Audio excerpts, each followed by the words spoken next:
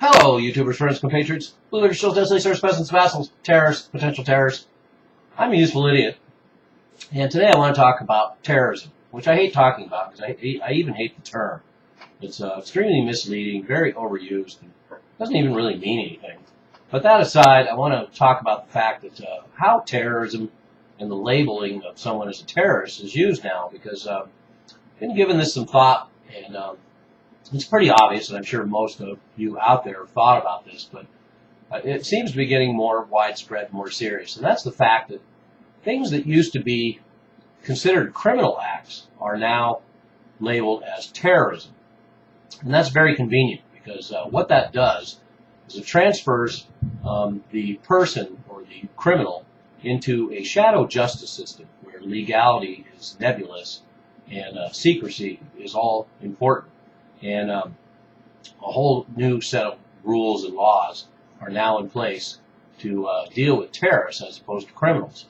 And one of the obvious signs, of course, is the fact that the government has decided to link the drug war and the war against terrorism together. So that way they can use the same laws, or lack thereof, against terrorists and drug dealers.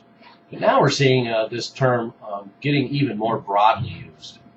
There's a recent story, and I will attach it below. Tennessee Department of Environment and Conservation Deputy Director, who warned a group of citizens that unfounded complaints about water quality could be construed as, quote, acts of terrorism, unquote, under DHS rules. And there's the possibility that he's exaggerated for effect, or he is misinformed, but there's the likelihood that he is absolutely correct. There's a broad range of very vague definitions used by the Department of Homeland Security now for targeting people. This is an extremely glaring example of that. And that's why I wanted to do a video about it. And there's lots of other examples too. A 14-year-old rapper who is facing over a decade in prison for posting lyrics on his Facebook page that just talked about the Boston bombing. And so he will be put into the shadow justice system for terrorism.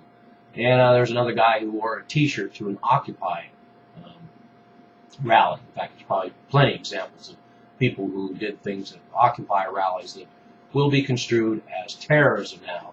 Another glaring example is the Boston bombers.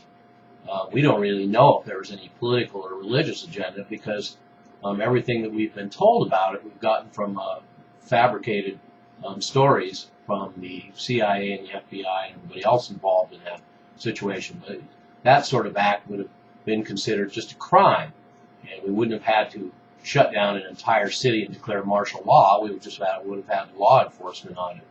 But now, under terrorism, instead of using law enforcement and using our usual legal system, we will now bring in the military forces, put a city in shutdown, lockdown, and declare martial law and go on the hunt.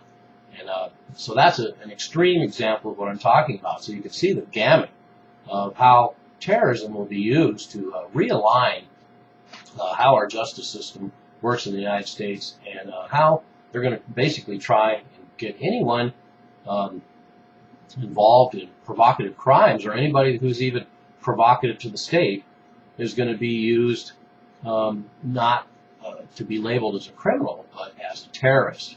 Edward Snowden is a good example of that. It's for all intents and purposes, some sort of crime, and maybe possibly even espionage. But they're going to basically dig into their magic book of terrorism, anti-terrorism laws, and see what else they can dig up on him, if they haven't already planned to drone and assassinate him, which would just be another example of what I'm talking about. So I guess all I'm saying is that just be aware of the fact that when you look around and see these stories, you just see more and more generic garden variety crimes, or even horrific crimes, and all sorts of provocative acts against the state. All of these things are going to be more and more labeled under the term terrorism, so that they can filter citizens and citizens of the globe and citizens of the United States through the parallel shadow justice system that we have set up in the United States now. We're dealing with terrorism instead of just crime. Welcome to the future. I'm a useful idiot. Don't you be one too.